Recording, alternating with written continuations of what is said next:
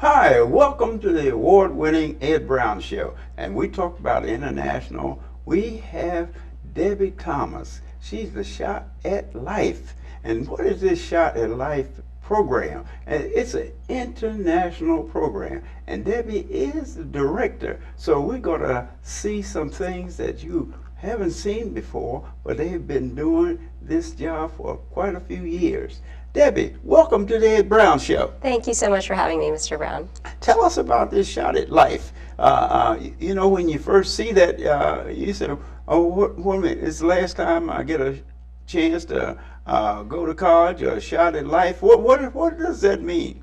Sure. Shot at Life is sort of a pun on words, and it was something that was first mentioned in a speech by Melinda Gates many years ago, where she said that vaccines really give children a shot at a healthy life. And this sort of turned into a very important phrase that those of us that work in public health, and specifically in global health, have used. And now this is a brand and a very important campaign and initiative under the United Nations Foundation. And Shot at Life essentially believes that every child deserves to have access to vaccines, to life-saving vaccines. 1 in 5 children in developing countries still lack access to vaccines that can really save their lives. And what Shot at Life is trying to do is to make sure that Americans are aware of this statistic and to give Americans a chance to act. We're really making sure that we can connect, empower, and educate Americans to take a role in preventing needless child deaths. Well, I talk about worldwide and international. Now, how do you determine where it's needed? Who determines that? The United Nations or your Shot at Life? Well, certainly Shot at Life, as being part of the UN Foundation, is really all about making sure that the United Nations work is supported. Within the United Nations, there are very important agencies, UNICEF and the World Health Organization, and these two agencies really do the lion's share of work in determining which countries are out there that have the highest disease burden. They monitor and evaluate what kind of childhood diseases are out there, what are newborn deaths occurring from, what is really causing children from reaching their 5th birthdays, and all of that data and information really helps to determine where the help is needed.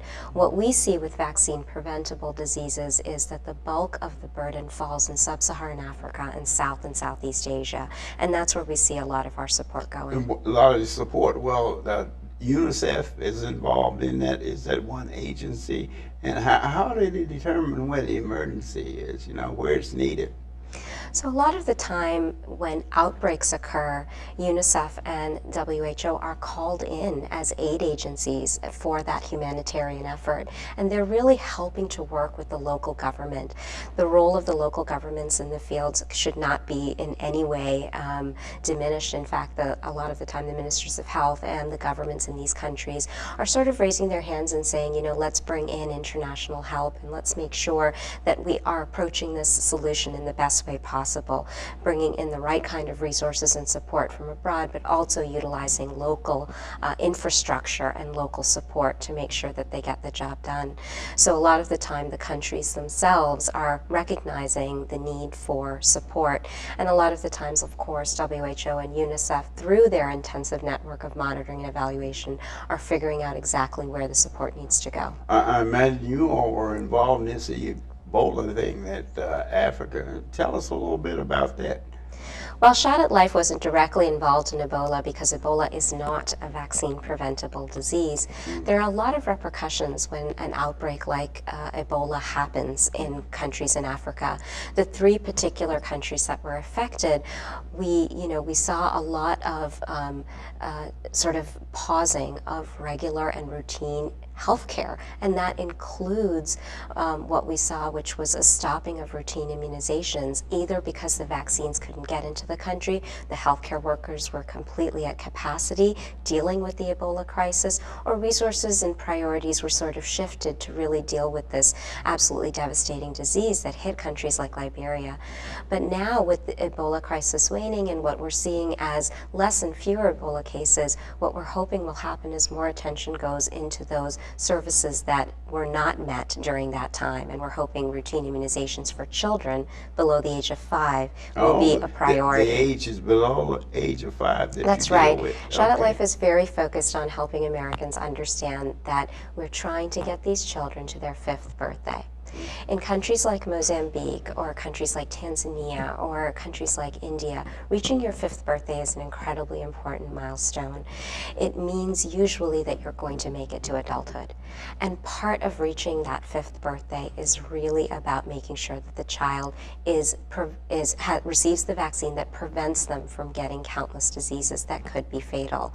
Measles is an example of a disease where millions of children could be affected if that vaccine did not exist. Well, that's true. And here in the United States, That's right. pneumonia used to be, a real tough thing. But now pneumonia, you have vaccine for that. And tell us, how do you determine just what part? Does it have to be an epidemic for you to get involved, or you're in a preventive measure? This is very much Shot at Life, and the entire vaccine community is really all about the prevention. A lot of people talk about smallpox. Smallpox Yeah. was that disease that was eradicated, and a lot of people talk about what's the next disease. It's really interesting that I'm talking to you today, Ed, because this week Nigeria was declared polio-free for 1 year. Now, what does this mean? This actually means that the continent of Africa has been polio-free for a whole year. Oh, And if Nigeria can remain congratulations to your polio-free organization. for another Yeah. 2 years, we're really looking at the eradication of polio and the elimination of polio potentially in an entire continent. This is very big news because now polio only exists in Excellent. 2 countries in the world, in Pakistan and in Afghanistan. So you see progress being made in these vaccine preventable deaths, and you see that childhood mortality is actually declining largely because of vaccines. So when you see that type of progress, it's really interesting to look at, maybe in 20 years from now, we might be looking at a polio-free world. Who knows? Yes. Well, tell us a little bit about a program like this takes funding and it takes people. Would you get into that? Tell us, yes, who's paying for this? Sure. So the Shot at Life campaign is really there to mobilize resources for the United Nations and the work that the United Nations and agencies like Gavi are really doing in the field to deliver the vaccines. So how do we go about doing this? Well, our primary method is just by urging advocacy to the U.S. government. Doesn't matter where you live in the U.S., you have an elected representative, and you have an opportunity to talk to that elected representative about making sure that they support vaccine preventable disease and vaccine preventable, reducing vaccine preventable deaths by making sure that the U.S. government supports UNICEF and WHO. And we do this by making sure that the global immunization programs that the U.S. government supports are showing impact. So we share with all of the supporters we have in the U.S., and we have over 700 champions that are out there in 50 states who are advocating every day for And this issue. is United States only. That's in the United States, that they are advocating every day for this issue because they know that the children in those countries are not different from the children in our own lives, and we can do something to help. Shot at Life also fundraises. For as little as $1, you can help vaccinate a child from polio. That's really amazing. I mean, we're talking about dollars and cents here. here. Realize that, and I think that really the fundraising increase if they just knew the value of $1. That's right. The That's value right. of $1. It's like a hamburger soda or something. Exactly. That you do without, how effective that would be. That's right. And these are children under 5 and under. These are children under 5, and a lot of these children that we're talking about are under the age of 1. Under age 4. Under the age of 1, yep. So how do you determine, where the UN, I imagine they're involved, and you get your information there. But what about people, getting people involved to work? Yeah. Volunteers. Yes. So the Shot at Life program has a champion network, and our champions are basically our most dedicated volunteers. There are over 700 of them in 50 states, and they are trained to be part of the Shot at Life program. They undergo an intense training. Okay, tell us a little bit about the training, because Sure. you're involved in science, you're involved in really people getting to know other people from another culture, Right. another language, which makes it difficult. Yeah, no, and I love that question, Mr. Brown, because I really feel that there are moments in time where there's a universality of motherhood, a universality of parenthood, motherhood. and a universality of childhood, where everyone understands that what's going on in my own life is not that different from what's going on across the pond or, miles and miles away. And the other thing about vaccines that I love to talk about is that germs don't need a passport.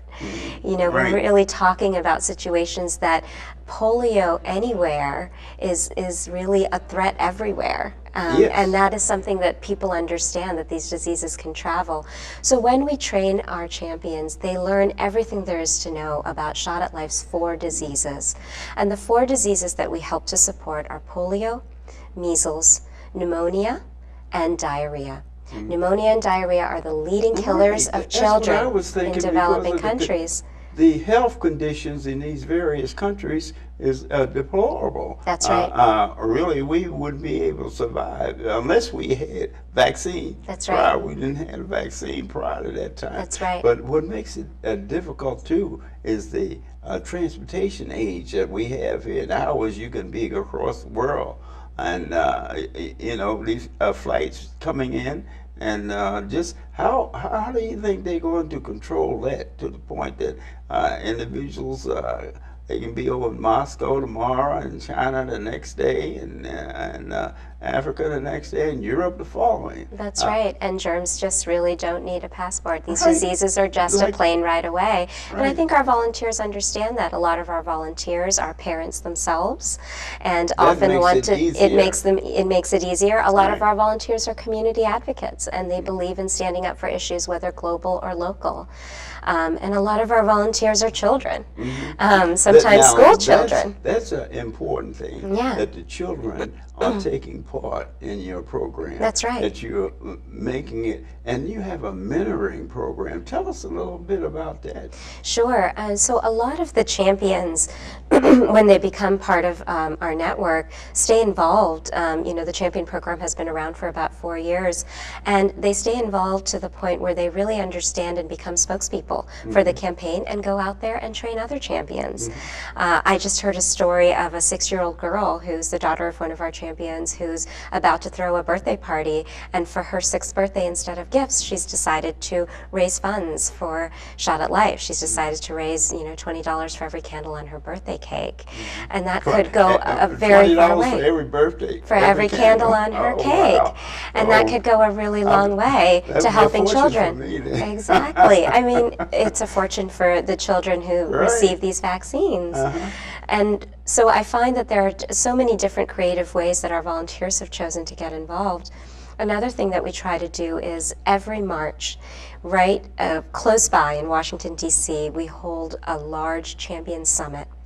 And what we do is we bring our volunteers to March, DC you say? in March of every March year. of every year. Yeah, and we bring our volunteers from across the United States to DC, and we train them further on these diseases. We bring experts from all sorts of organizations in front of them to talk about the importance of these diseases, and then we take them to the Hill, to Capitol Hill, and they lobby on behalf of global immunization lobby programs. Congress now, That's right. right? That's right. So it's really an amazing opportunity.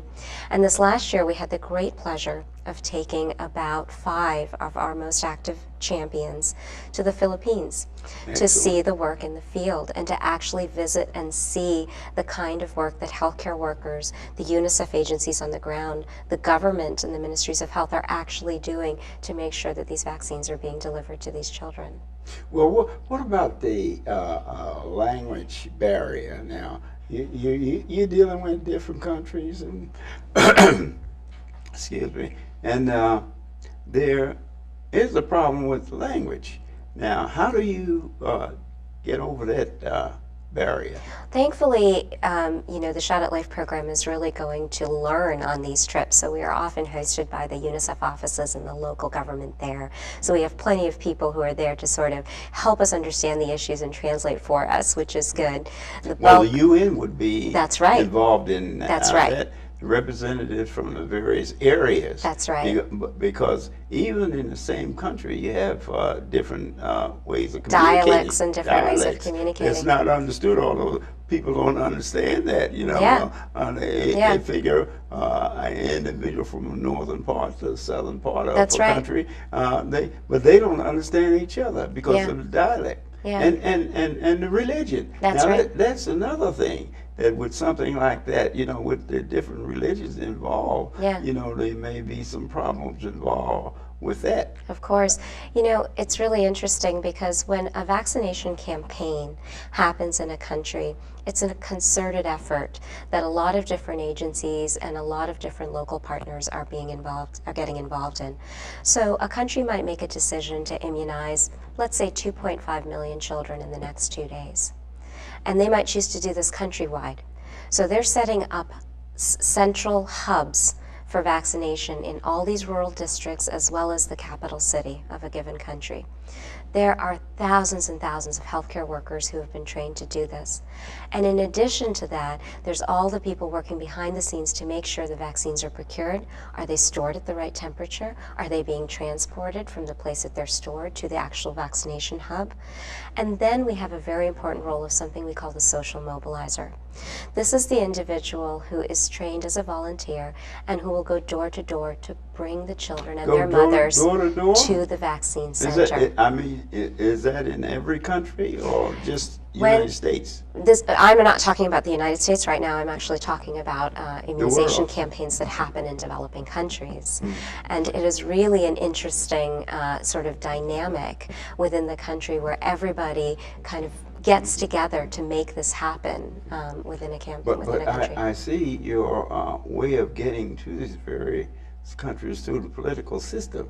Yeah. That would open the door for language barriers or religious barriers or things of that nature that your organization would not be familiar with, but by working with the United Nations, you're able to jump over that barrier.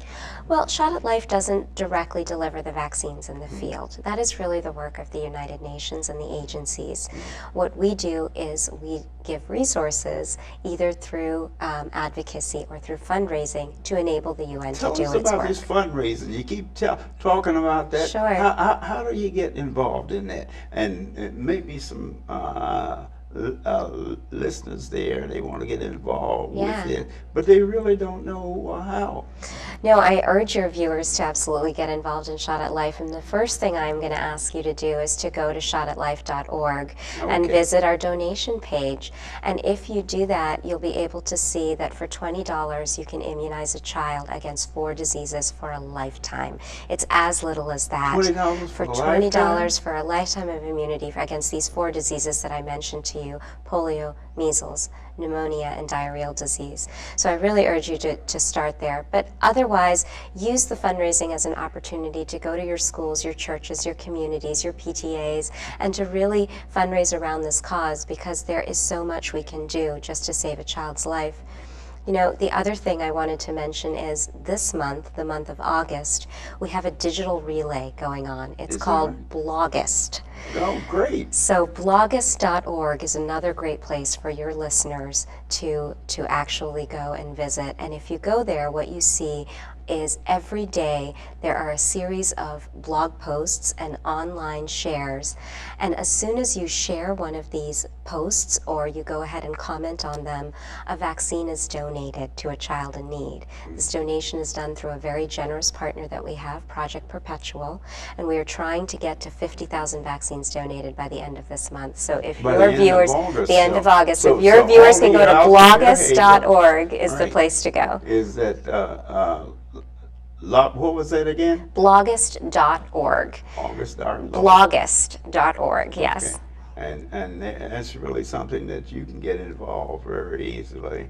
And I was amazed. I didn't know that was the limit.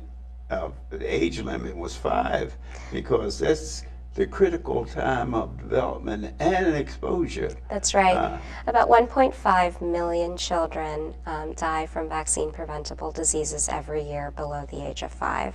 So it is still very much a critical number. And really, since Shot at Life's beginning, we have seen our impact really grow. We've been able to help provide about 15.8 million vaccines. How many? 15.8 million vaccines, Wow. Which is really critical. And that's because of the amazing support of our corporate partners, our sponsors, people who've really come on board, individual donors who've gotten involved.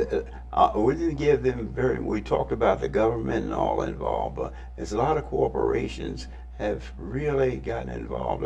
I was just looking at your resume, the different corporations that you've been associated, and we want to thank those corporations, That's right. For donating to a cause like that. That's right. And to tell them to really continue to do this, because this is a service that a child 5 and under, they can't help themselves.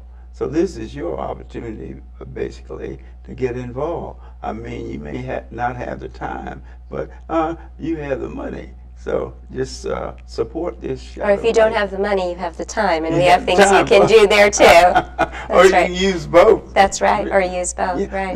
Now with this Shot of Life, if a young person want to be a mentor, do you mentor, and is there any way that they can get college credit for volunteering, anything like that with your organization? Absolutely. You have a program We have a associated. great college engagement strategy. Okay, well, tell us about it. Sure, and it's actually kicking off in September with something called 60 in 60. Mm-hmm. And what we really try to do is, as soon as those college kids get onto that campus for their fall semester, we try to get them involved to get 60 vaccines in 60 days. And that could be through various... 60. 60 in 60, that's what we call it. And we have campuses around the country who participated last year. This year we're hoping for the same. And if you're a college student and want to get involved, just email us at info@shotatlife.org, and we will absolutely be able to connect with you and make sure that you have a chance to be part of 60 in 60. Hey. It's a terrific way to get involved. Yes. And then our champion program in general is an excellent way. We train college students all the time through our webinars and Oh, you do? through our advocacy trainings, so that they can go to their members of Congress. College students don't have a lot of money, so a lot of the time they're involved in making sure they advocate. Actually, college students getting involved in this That's right. fundraiser. That's for, right. Shot at Life. That's right. It's And terrific. that's the promo for it, Shot at Life. Shot So at Life. anyone, if you didn't get it, now's the time. Shot at Life. Info@shotatlife.org is the email address, and go to shotatlife.org if you want to find out anything more about ways to get involved. It's a really unique volunteer opportunity because it's utilizing your own networks, your own communities, and we give you all the resources that you need. There's an easy-to-learn presentation, there are fundraising tools, there are creative ideas, we have an activity guide, we even have a sample letter that you can use as an op-ed to go to your local media.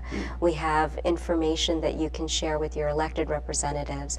We have That's important. That's Elected very important. Especially since all these people are running for the office That's right. presidency. That's So right. they should be sensitive That's right. to a fund like this. Right, right. And one of the things that, we like to say when we talk to our elected representatives is that, it's less than 1% of the U.S. government budget that actually goes to foreign Less than foreign aid, 1%. and much, much less than that actually goes to global immunizations.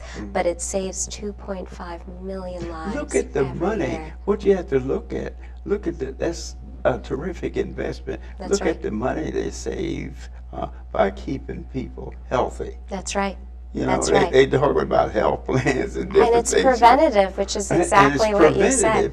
That's I'm the giving money saving. Right. Your $20 is giving this child a shot at a first birthday, a shot at first steps, a shot at a 5th birthday, a shot at kindergarten, a shot at graduating from high school. Right. Think about everything that that child can now do in their life, and that is Right. why Shot at Life goes beyond just saving the child on that day from that disease. Right. It's really about giving Because the that's child a the chance to live. greatest investment we can make That's as right. a human being. Right. That's the greatest investment, because saving young lives, that is the future. That's right. No matter what, That's right. every advancement that we've made in the scientific world has been made by an individual that has come through some kind of drama. Yeah. And they can testify that they wouldn't be here if they didn't have the opportunity. That's right. That Shot at Life. A lot of people, I remember when pneumonia in this country, people were dying of pneumonia 30, 40 years ago. Yeah. It wasn't nothing for you to die of pneumonia. Pneumonia is just like having a cold now. That's right. Right. But in the developing world, pneumonia still kills children. And that's why the pneumococcal vaccine is so incredibly important. And it's one of the vaccines that we help to support through the efforts of Gavi, the Vaccine Alliance. So this is still such ongoing work and very, very critical. I think we take a lot of things for granted Yes. in this country. I Yeah. think we also have the luxury of choice, and we have access to health care. Right. And I think that what I talk about when I talk about developing countries, and I talk about, India, where my parents are from, for example, I talk about meeting mothers who walk for miles and miles just to get this vaccine, sometimes 15 miles with 2 children, one child on their back and another child, just kind of hugging onto one of their limbs. Yeah, holding And then, on to. exactly, and then there are other times where we meet mothers who will not even name their child until they receive the vaccine because they've already lost children to devastating diseases like measles. We've met mothers who've had to give up a day's wages to be able to take their child in for the vaccine, only to travel this long distance with a 9-month-old child who hasn't received any immunizations yet, and then to find out that the vaccine clinic is closed or has run out of supply that day.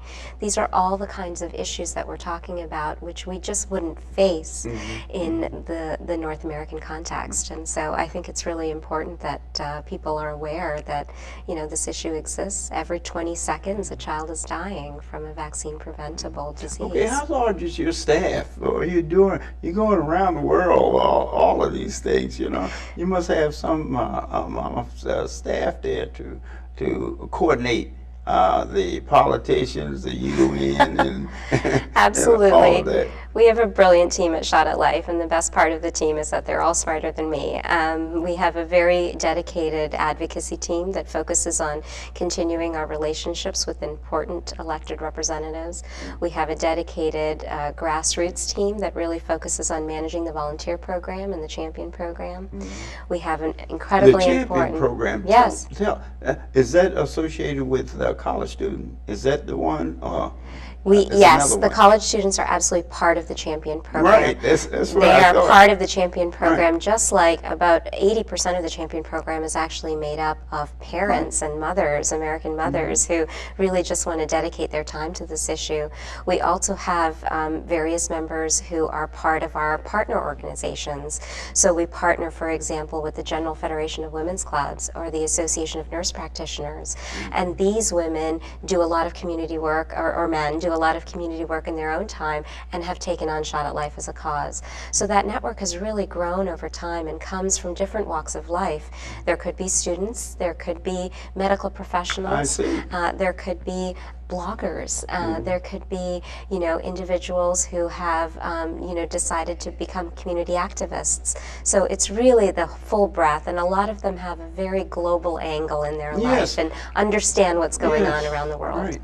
So now the other thing involved in this, like you have the volunteers, but the training, I imagine, but you were telling me they're not involved in the technical aspects of it. That's correct. Or just tell us how they're really involved in it. Sure.